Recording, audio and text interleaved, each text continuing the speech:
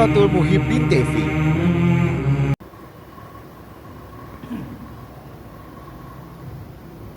Niscaya diperhinggakan mereka itu dengan orang yang dapat kemenangan di dalam dunia dan di dalam akhirat itu, kalau mereka bertaubat kepada Allah. Tadi niat awalnya salah, kemudian di tengah perjalanan dia sadar motif awalnya salah di dalam belajar. Jadi ketika berjalan menuju Allah Subhanahu wa Ta'ala, dia sadar bahwa niatnya salah, lalu diperbaiki niatnya, lalu dia bertaubat, dia amalkan apa yang dia ketahui, diaplikasikan di dalam kehidupan sehari-hari, terpakainya, taubat kepada Allah Subhanahu wa Ta'ala, maka mereka juga akan termasuk orang-orang yang beruntung. Kalau sempat tubit, kalau sempat mucak niatan, kalau sempat mucak, jadi sebelum mati tubit, kemudian dipucak bagus-bagus, dikecak bagus-bagus perbuatannya, tingkahnya hari-hari, ibadahnya, zikirnya, yang tadinya salah maka dipucak. Apa yang sekira-kira numpak maka lanjut, mana-mana yang tidak numpak maka dipucak. Maka orang-orang yang semacam ini akan mendapatkan kemenangan dunia juga dan kemenangan di akhirat. Karena orang yang taubat daripada dosa itu seperti orang yang tidak berdosa. At-taibu minadz dzambi kaman la dzambalah, kata Nabi kita. Orang yang bertaubat dari satu dosa itu sama halnya dengan orang yang tidak berdosa. Sama saja orang yang tidak berdosa selama dia bertaubat. Dan dapatlah mereka itu keridhaan daripada Allah Ta'ala, seperti firman Allah Ta'ala, innallaha yuhibbut tawwabin wa yuhibbul mutatahhirin. Artinya bahwasanya Allah Ta'ala kasih atau cinta akan mereka itu yang banyak bertaubat kepada Allah Ta'ala, dan kasih akan mereka itu yang bersuci daripada najis dan daripada dosa. Jadi termasuk orang-orang yang beruntung kalau di tengah perjalanan menuju Allah dia bertaubat. Jadi masih untung bagian yang kedua.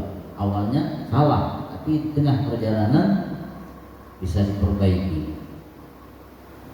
Nah, itu kriteria orang yang kedua di dalam mencari ilmu. Yang ketiga, seseorang yang menuntut ilmu maka dijadikan ilmunya itu sebab. Barangkali bacaannya sebab, disitu kan tak.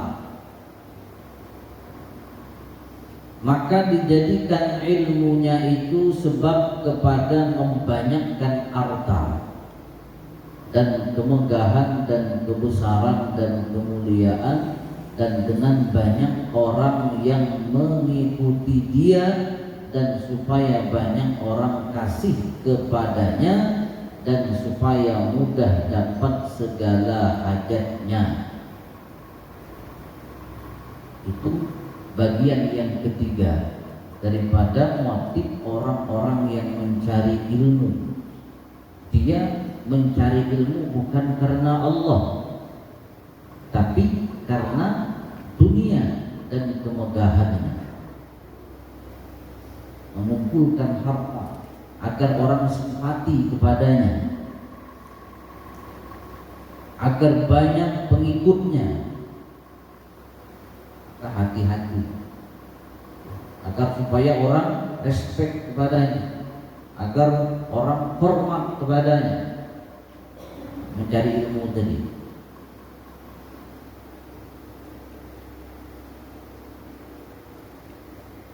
padahal mereka itu tiada ingat akan perbuatannya dan qasdnya itu jahat. Ya, yang salah karena disangkanya akan dirinya itu hampir kepada Allah Ta'ala.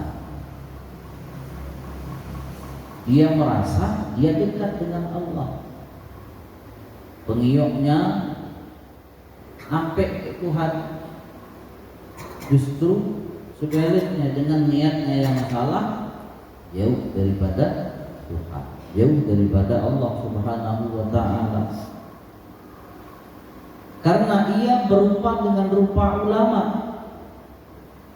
Zahirnya ulama, orang yang mempunyai ilmu, orang yang banyak pengetahuannya, dan berlaku seperti kelakuan ulama pada zahirnya, tetapi di dalam hatinya sangat kasih kepada dunia dan kemuliaannya.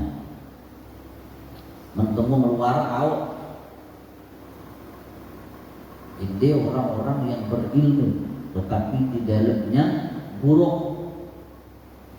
Ibarat buih meluar, tulis kelimis apalah cal. Kali itu bukit berulat, ulat buruk diapa salah, kabar busuk hatinya. Kelihatannya banyak ilmu tapi hatinya busuk.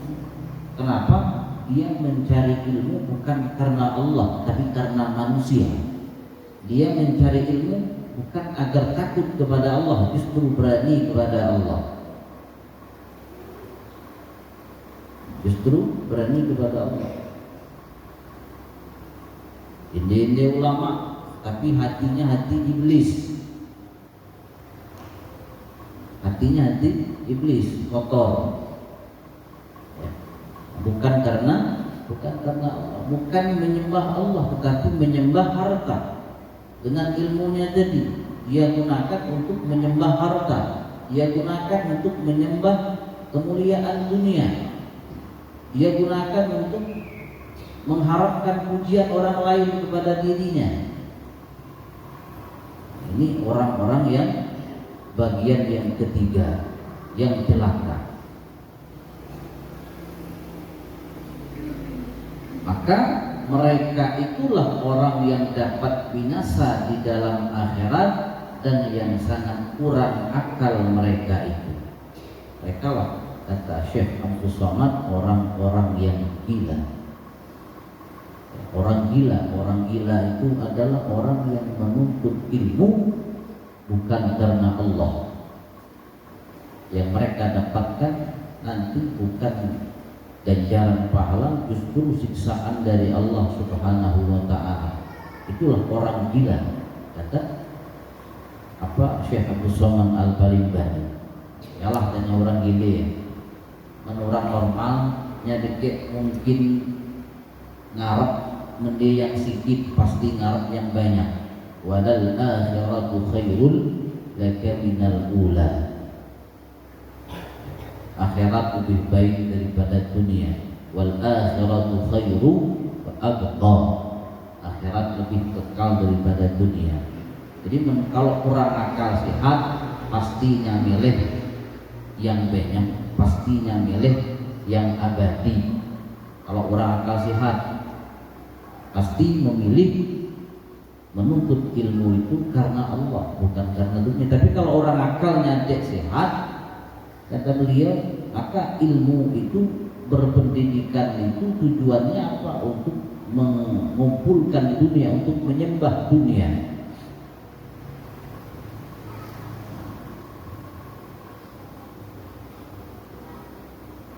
Bahkan Imam Al-Ghazali rahimahullah di dalam kitab beliau yang berjudul Ayyuhal Walad, surat beliau kepada salah seorang murid beliau, kata Imam Al-Ghazali, Ayyuhal Walad, wahai anakku. Bahasa kasih sayang seorang guru kepada muridnya.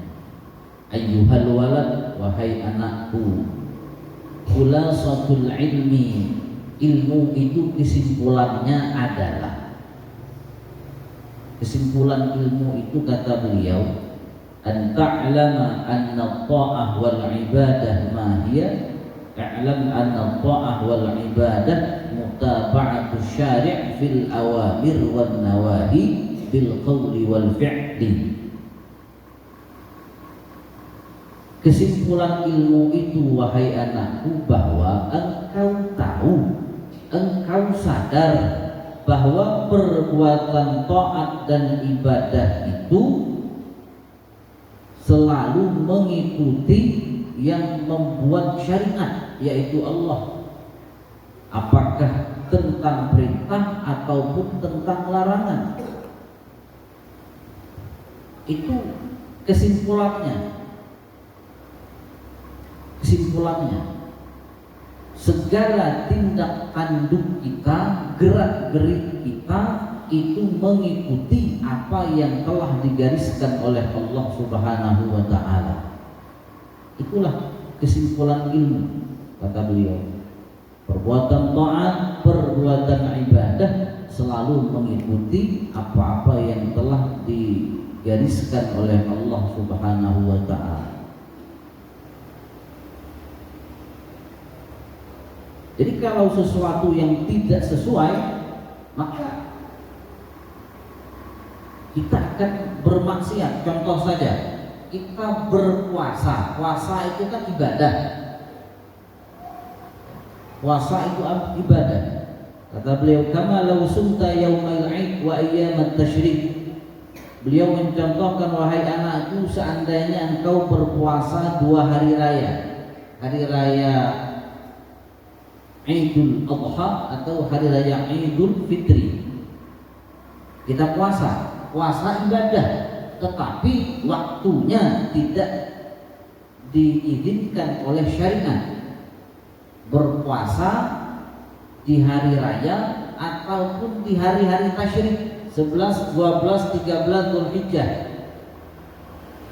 Sengaja berpuasa pada hari itu, padahal puasa adalah ibadah, tetapi tidak sesuai waktunya, maka kata beliau, takunu asiyan, engkau bermaksiat, bukan beribadah.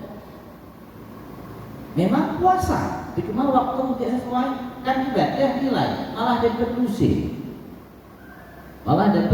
dosa.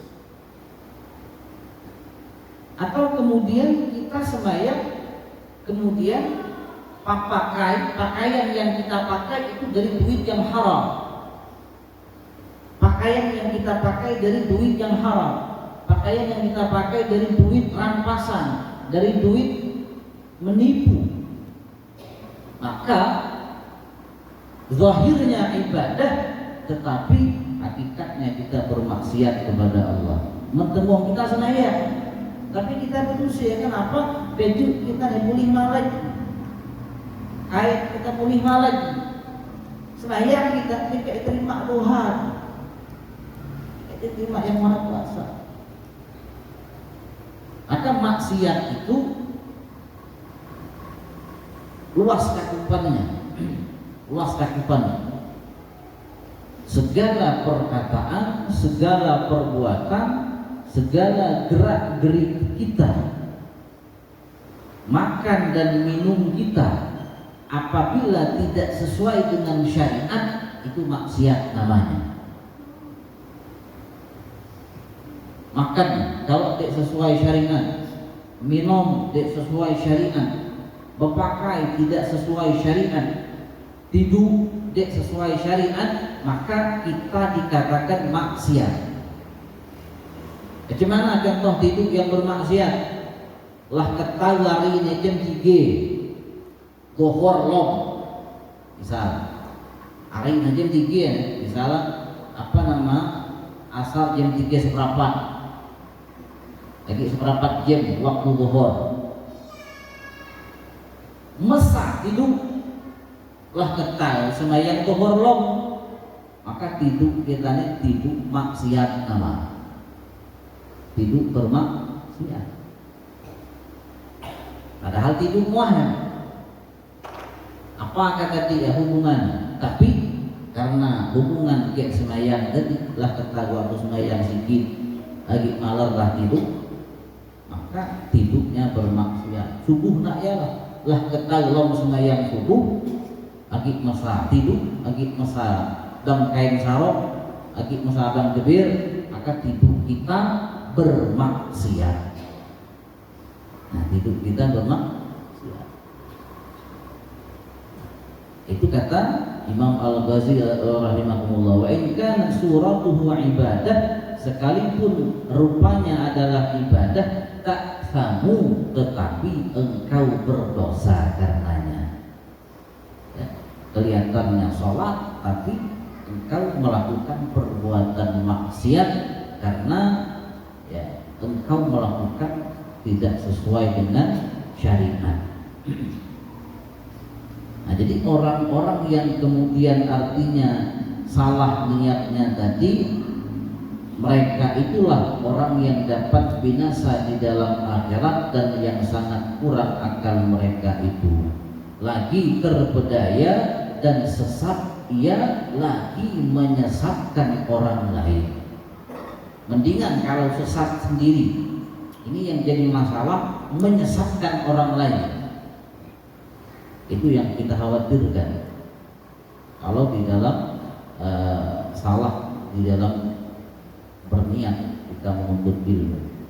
Kalau hanya sekedar sesat sendiri, dia mawa orang, mawa orang menyesat orang. Nah itu kata beliau. Dan mereka itulah sejahat-jahat daripada ulama yang dikata oleh Nabi Sallallahu Alaihi Wasallam dengan sabdanya, ana min ghairi dajjal akhwafu alaikum minad dajjal. Faqila wa ma huwa ya Rasulullah? Faqala ulama usul. Artinya, aku terlebih takut atas kamu daripada dajjal, akan seorang lain daripada dajjal. Maka sembah sahabat, tanya sahabat, siapa mereka itu ya Rasulullah? Maka sabdanya, mereka itulah ulama yang jahat. Aku lebih takut mendajjal dajjal mula, tapi aku lebih takut daripada dajjal itu sendiri. Kata Nabi, siapa? Ulama busuk. Ulama-ulama yang berhati busuk, yang lahirnya ulama tetapi di dalamnya bukan. Ulama-ulama yang menyesatkan umat, ulama-ulama yang menyesatkan umat, yang tujuan mereka bukan mengajak orang lain kepada Allah. Tujuan mereka untuk agar supaya mereka umat simpati kepadanya, agar mereka bisa mendapatkan jabatan dunia, agar mereka bisa mendapatkan suara rakyat,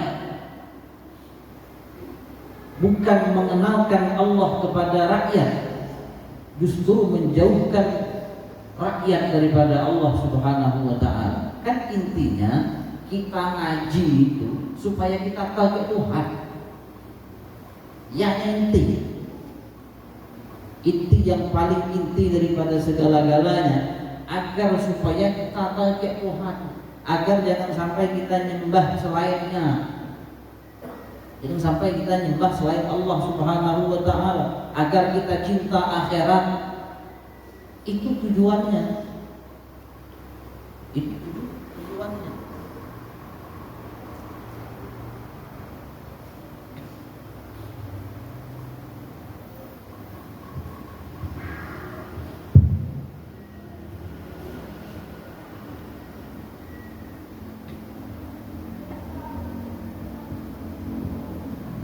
Jadi ilmu tauhid, ilmu fikih, ilmu tasawuf dan ilmu-ilmu yang lain, ilmu-ilmu pelengkap, semua ilmu itu adalah mengarahkan ke satu titik, yaitu agar supaya kita kenal Allah, agar kita cinta Allah, agar kita rindu Allah, agar kita bisa di dalam hidup ini tenggelam di dalam kecintaan Allah Subhanahu wa ta'ala.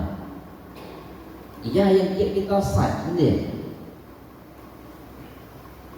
Kita kecukupan ilmu, bukan malah kita nyuil ilmu. Bukan. Ya. Jangan sampai kemudian artinya kita menjual akhirat untuk mendapatkan dunia. Nah, ya bahasa. Jangan sampai menjual akhirat untuk mendapatkan dunia. Maka kita tidak mekak untung, pasti akan mengalami kerugian. Maka kata Imam Al-Ghazali rahimahullah di dalam kitab Ayyuhal Walad tersebut, in kana niyyatuka naila aradid dunya, wahai anakku, jika niatmu dalam mencari ilmu itu untuk mendapatkan keuntungan dunia, wa jalba hutamiha, dan untuk mendapatkan pundi-pundi dunia, wa tahsila manasibiha, dan menghasilkan pangkatnya, wal mubahah alal aqran, kemudian berbangga-bangga atas teman sebaya, wal amthal, fawailun laka thumma wailun laka, celakalah engkau wahai anakku, celakalah engkau wahai anakku kalau itu motif utamamu di dalam belajar. Wa in kana qasduka fihi, seandainya tujuanmu dalam mencari ilmu itu ihya syariatin nabi, menghidupkan syariat Nabi sallallahu alaihi wasallam, wa tahdziba akhlaqika, membaguskan akhlakmu, wa kasran nafsil ammarati bisu, dan untuk mengontrol, mengendalikan nafsu yang ada di dalam jiwa, di dalam jiwamu, di dalam dirimu, fatubalaka thumma tubalaka, maka kau akan beruntung. Maka kau akan beruntung, kata Imam Al-Ghazali rahimahullah. Nah, bahkan kata beliau, wa'lam anna ilman, wahai anakku, sesungguhnya ilmu la yub'idukal yawma 'anil ma'asi, ilmu yang engkau punya sekarang tidak bisa menjauhkan engkau daripada maksiat, wala yahmiluka 'ala ta'at, dan tidak bisa memotivasimu atas perbuatan taat, la yub'idaka ghadan 'an nari jahannam, maka ilmu tersebut tidak akan pernah bisa menjauhkan kamu besok hari di hari kiamat daripada neraka jahanam. Itu pesan Imam Al-Ghazali kepada muridnya. Kalau ilmu yang sekarang yang kau tahu tidak menjauhkan, tidak bisa menjauhkan dirimu daripada maksiat, tidak bisa mendorong, memotivasi dirimu di dalam melakukan perbuatan taat, maka ilmu tersebut, ilmu semacam itu, kata beliau, nanti bukan menolongmu, justru ilmu itu yang akan meruntuhkan dirimu, yang akan menjerumuskan dirimu ke neraka jahanam. Kalau niatmu salah, kata Imam Al-Ghazali.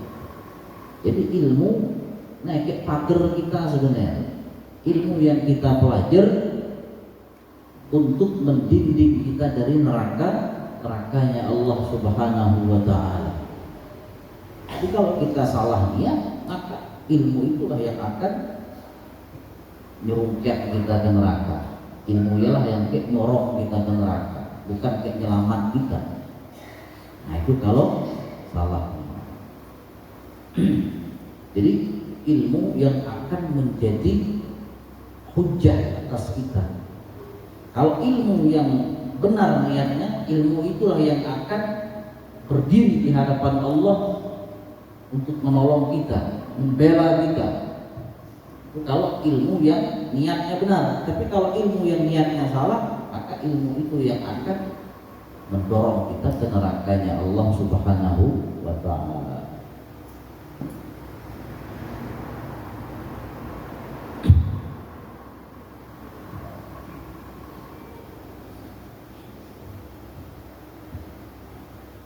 Dan sabda Nabi Muhammad sallallahu alaihi wasallam, wallahu a'lam.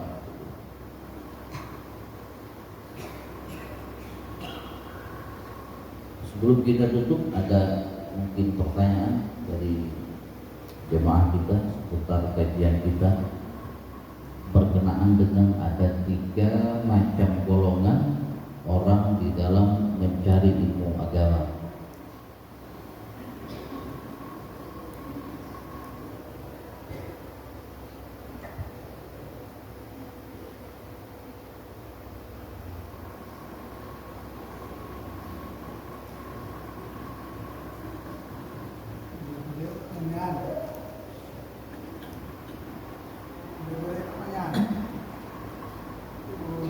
Mende nih, asal kita ngaji nih mende ibarat di mengerjakan karena kabarnya,